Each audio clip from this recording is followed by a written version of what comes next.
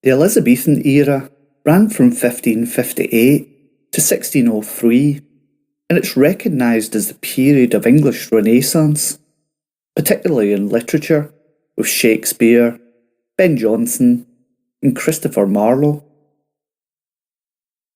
Born in Stratford-upon-Avon in 1564, Shakespeare, by the beginning of the 17th century, was a wealthy man and as famous as he remains to this day. In today's episode, we'll look at what London was like during his lifetime.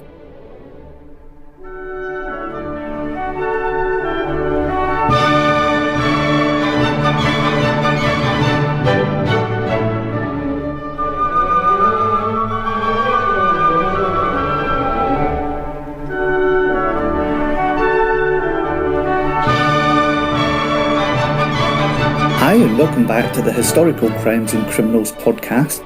I'm Steve, your host. In today's episode comes from an article written by Professor Erik Rasmussen and Dr. Ian de Jong. Many thanks for this snapshot into this historic world. Early modern London was an expanding metropolis filled with diverse life from courtiers, merchants, and artisans to prostitutes, beggars, and cutpurses. And Shakespeare's London was home to a cross-section of early modern English culture.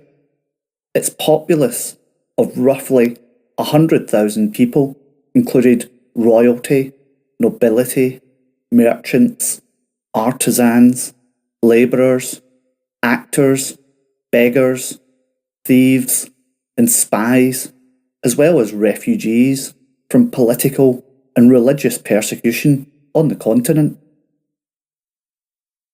Drawn by England's budding economy, merchants from the Netherlands, Belgium, Germany, and even further afield set up shop in London. As a result, Londoners would hear a variety of accents and languages as they strolled about the city, a chorus of voices from across Europe and from all walks of life. The term court referred both to these palaces and to the people who surrounded the monarch and travelled with her. 1,000 or more servants, attendants, and courtiers. The court's frequent movements appear to have been motivated less by the Queen's desire for a change of scenery than necessitated by a very basic practicality. Those 1,000 bodies producing waste quickly overwhelmed the sanitation facilities in the palaces. Although flush toilets were invented by one of Elizabeth's courtiers, John Harrington, and the American slang word for toilet, John, thus honours its inventor, no indoor plumbing was installed in any of the royal castles during Shakespeare's lifetime. Thus, life at court could be luxurious, but it could also stink. When Shakespeare was active as an author, writing about London was en vogue. Ben Jonson and Thomas Dekker, amongst others, were famous for their city comedies. Although Shakespeare never contributed to this popular genre, London appears as a setting in several of his historical plays, such as the two parts of Henry IV, where Falstaff's home base, the Boar's Head Inn, is located in Eastcheap. In a later historical period, but an earlier play, Richard III has his brother Clarence and his nephews murdered in the Tower of London. In the seldom performed Henry VIII, the trial of Catherine takes place in Blackfriars. This name would have already been well known to early modern theatre-goers, who would have likely been attended plays in the indoor playhouse located in Blackfriars, just below the room in which Henry VIII places the trial. Shakespeare's London was bordered by royal sites. Westminster Abbey on the west, where every English monarch had been crowned since 1066, and the Tower on the east, where several had been imprisoned. Queen Elizabeth had several palaces at their disposal in and around London.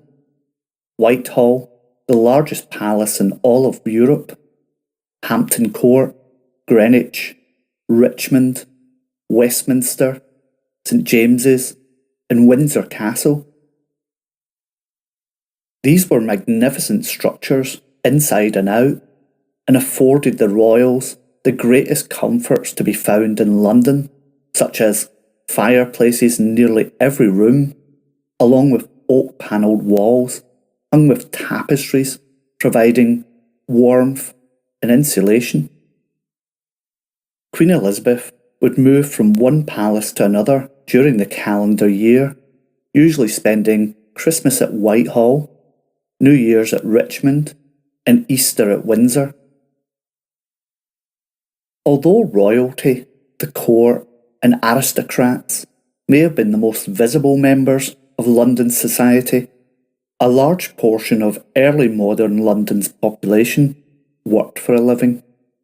The city's tradesmen, artificers, merchants, and manufacturers may claim much of the credit for London's growth before and during Shakespeare's lifetime. The printed word was amongst the commodities actively produced and sold in Shakespeare's London. Technological advances made it possible to churn out pamphlets, sermons, plays, poems, proclamations.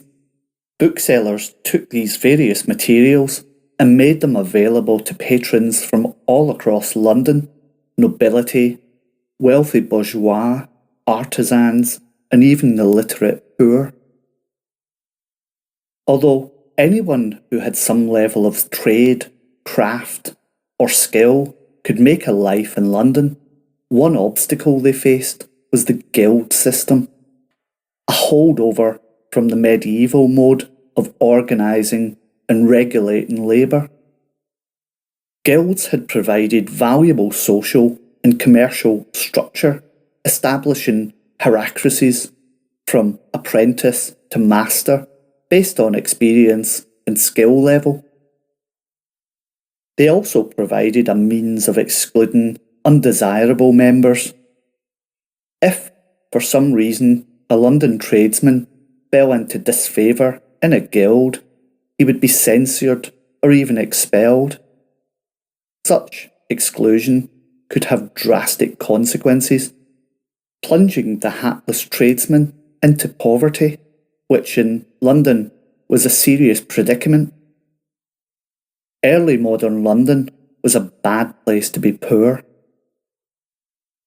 In Shakespeare's time, the poor had little hope of escaping hunger, cold, damp, disease, and exposure.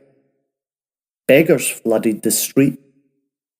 Some were veterans, often maimed or disfigured, of the ongoing, undeclared war between Spain and England. Others were freemen who had been expelled from guilds. Still others had come up from the country, perhaps hoping to find work or trying to avoid family entanglements. Some others were just running from the law. Because the poor were largely illiterate, they left little record of their existence. What we do know about them comes from mainly government documents, such as the first legislation providing relief of the poor and the laws regarding vagabondage. John Stow's Survey of London, 1598, recounts in great detail various royal initiatives. This would be to designate refuges for the leprous in London's population for avoiding the danger of infection. By 1601, poverty was so widespread that Elizabeth handed down an Act for the Relief of the Poor, which mandated local community responses to populations. The government wished to provide for the poor, not necessarily out of any sense of charity or human kindness, but rather because of the plague. Well after the period of the Black Death, the great pandemic of the 14th century, the bubonic plague continued to wax and wane in Europe. London, with its rapidly ballooning population and constant flow of new arrivals, was especially vulnerable. Despite the best attempts of the government, the plague remained a part of daily life in London. The theatres, considered to be hotbeds for contagion, were repeatedly closed throughout Shakespeare's career. In the minds of London's more prosperous citizens, fear of the plague was linked in part to distaste for the poor, the disabled, and the homeless. Besides condemning them as disease-ridden, the upper class and middle classes often demonised London's less fortunate as criminal. Yet, it is true that in London, as in any great city, there were many who broke the law, whether reluctantly or eagerly. Shouldering through rough crowds in the city, Shakespeare might have passed by thieves and pillories. Small boys may have brushed past him, trying to pick his pockets. A loud cry of "Watch your purses" may have unsuspecting victims immediately feeling their purse and identifying to watching eyes its exact location. Cut purses might have tracked the well-dressed Shakespeare, testing the edge of their knives they used to slice the strings that attached purses to clothing. Prostitutes, brightly painted with lead-based makeup, might have leaned out of the casements, calling to potential customers. Shakespeare would have seen and steered clear of muscled, scarred bruisers, sullen veterans of the war with Spain, spoiling for a fight with whoever crossed them. As well as plays, Thomas Dekker wrote witty pamphlets about London. His popular Bellman of London, 1608, exposes the scams of beggars and confidence tricksters operating in the city. In addition to documenting the plight of the poor, Stowe's survey also provided a vivid depiction of the River Thames, the great contributor to London's emergence as Europe's largest, most important city. By the way of the river, Stowe wrote, all kind of merchandise can easily be conveyed to London, the principal storehouse, the staple of all commodities within this realm, so that, omitting to speak of great ships and other vessels of burden, there pertaineth to the cities of London, Westminster, the borough of Southwark, above the number is supposed to be 2,000 wherries or other boats, whereas 3,000 poor men at least be set to work and maintained. But given how essential the Thames was to the life of London, it's surprising that Londoners did not treat it very well. By the early modern period, it was a receptacle for industrial and human waste. Audiences at the Globe Theatre must have prayed for cool weather to keep the stink out of the river oozing past just outside. Clogged with filth as it was, the Thames must have been a major carrier of disease, and the severed head of executed traitors placed on poles along London Bridge surely added to a macabre element to the already fetid environment. The Romans had chosen the location of London, of course, because it was the first point that the river was narrow enough to erect a bridge across it using the technology of the day, and London Bridge had been for centuries a thriving centre of commerce.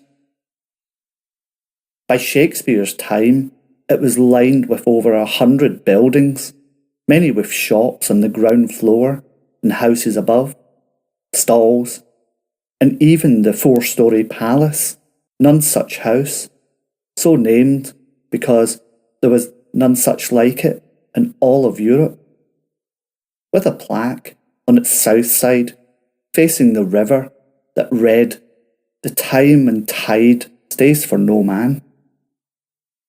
Well, that's it for another episode of the Historical Crimes and Criminals podcast.